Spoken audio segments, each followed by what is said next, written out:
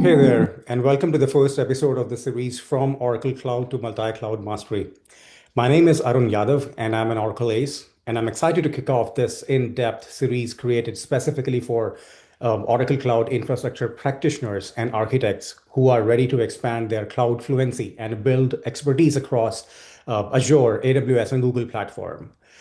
Whether you are a DBA, a cloud engineer, an architect, or technical manager working primarily in OCI, this series is for you. So let's talk about a little bit on what more this series is all about. In today's enterprise IT landscape, multi-cloud is not actually a luxury. It is a reality. Companies are using multi-cloud or multiple cloud providers to optimize cost, performance, availability, whatnot, compliance, and of course, innovation. This series particularly is not about abandoning Oracle Cloud at all.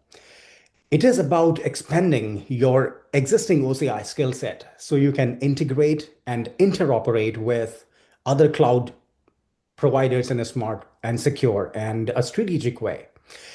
Um, Moving from being, really good at one cloud platform and maybe like on OCI or maybe on Azure, for example, and to figuring out how to work with multiple clouds. I have organized this series into 7 modules, namely foundation and strategy, which is also going to be today's episode. Then networking across clouds, IAM, compute and containers, storage, and the database integration, monitoring, automation, and DevOps in cloud and multi-cloud environments, security and compliance. Um, in each episode, I'll try to include architectural insights, real-world examples, and applicable design guidance so you can actually design, deploy, and support multi-cloud solutions confidently. All right, let's get right into the foundation. No music here, sorry. All right, let's talk about what multi-cloud is really. Multi-cloud is basically using cloud services from two or more cloud providers, like using OCI and AWS or maybe Azure, plus Google Cloud, or some mix like that. And it is different from hybrid cloud, where you are typically combining your on-premise infra with one cloud provider. Now, multi-cloud is all about spreading across multiple clouds, often for strategic or financial reasons.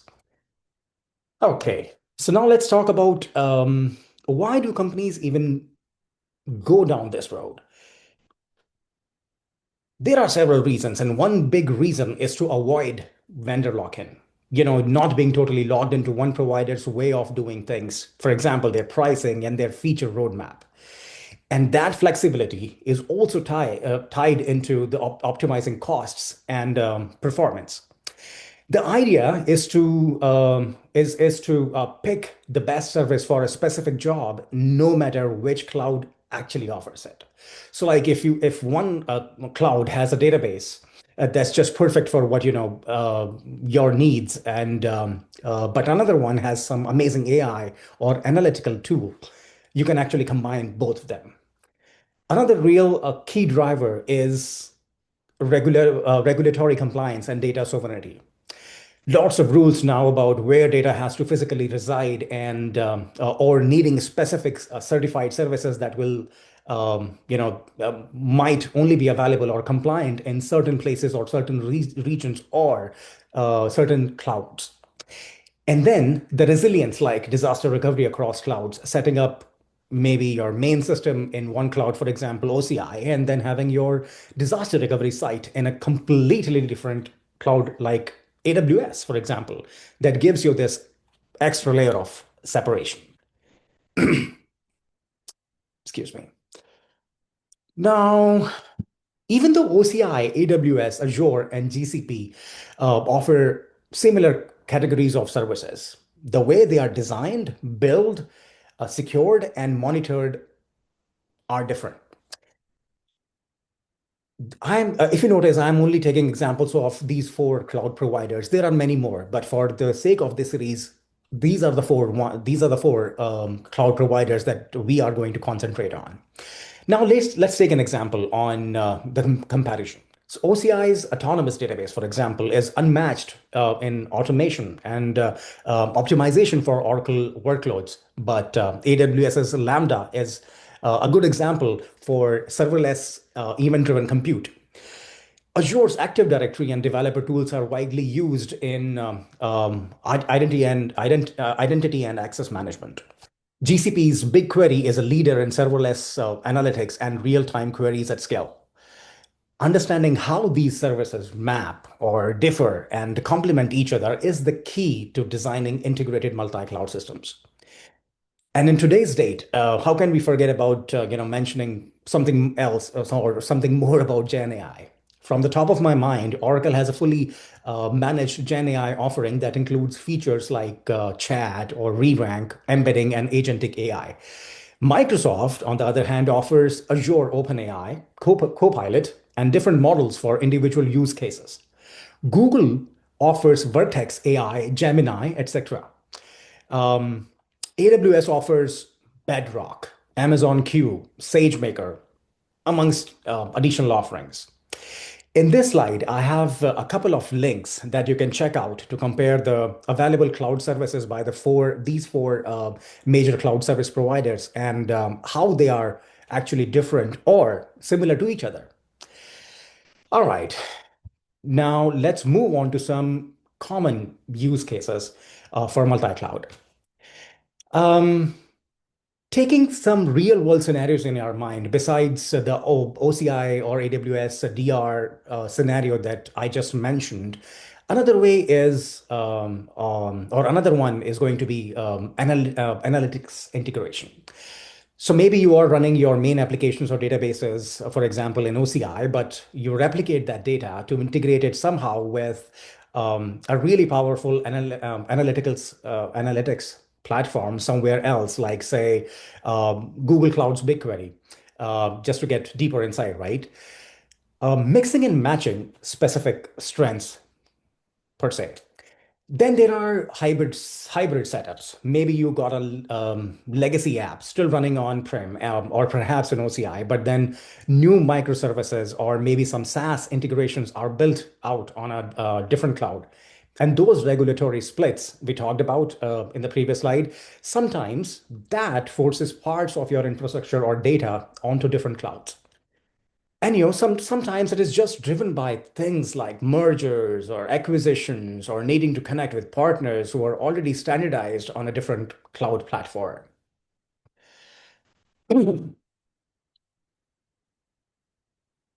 All right.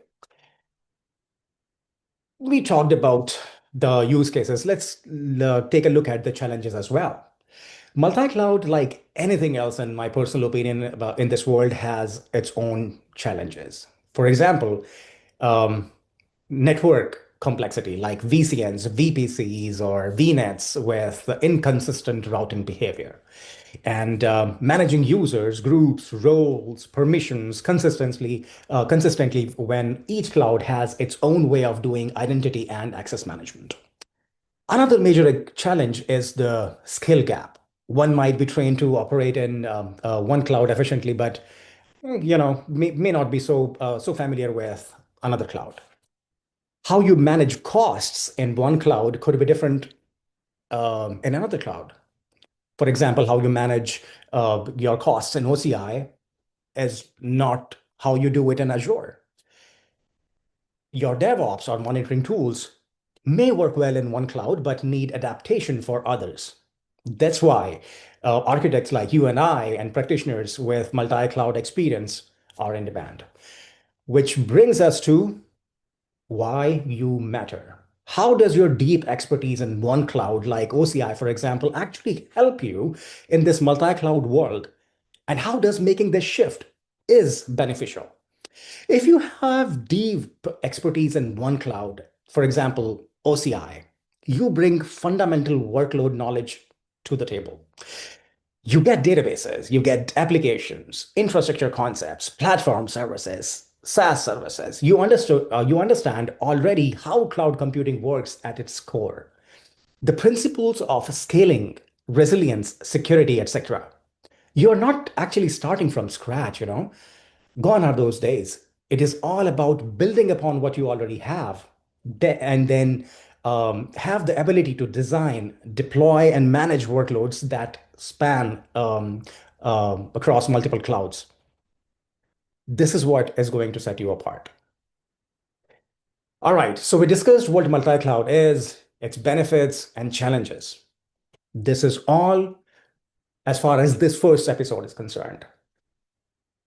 In the next episode, we will cover networking across clouds and what challenges it brings, how to do one thing versus another.